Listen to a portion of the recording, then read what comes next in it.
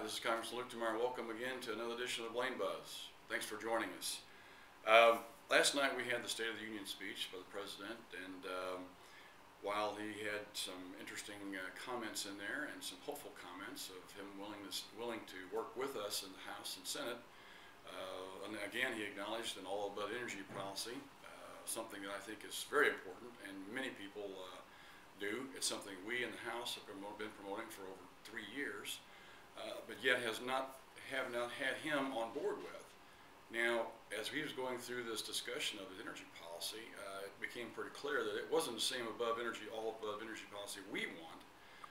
In fact, last week he had the opportunity to take a step down that road with the support of the permitting of the Keystone Pipeline, which he did not do.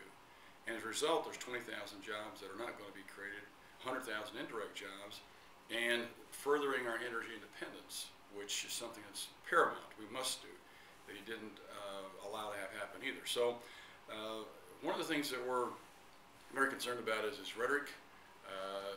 It's wonderful, very flowery, very inspiring, but his record is what you have to look at.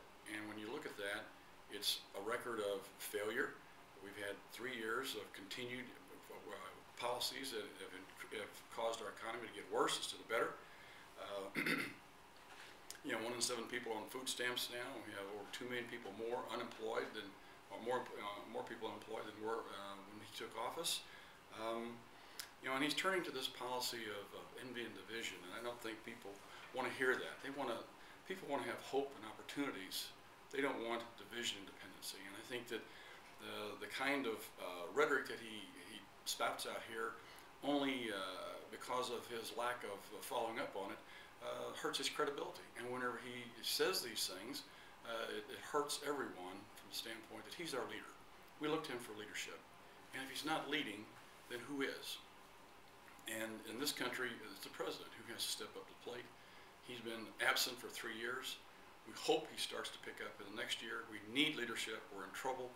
We have many, many difficult issues to look at and solve. And we need him to be engaged in the game. But again, if you listened last night, he kept pointing to the Congress must do this, the Congress must do that. And at the end of the day, all he was spouting was policy wonky stuff instead of coming down with some hard facts and saying, I will roll up my sleeves and work with you. He never said that, and he never has. And so we're disappointed in the speech. We're disappointed in his actions to date.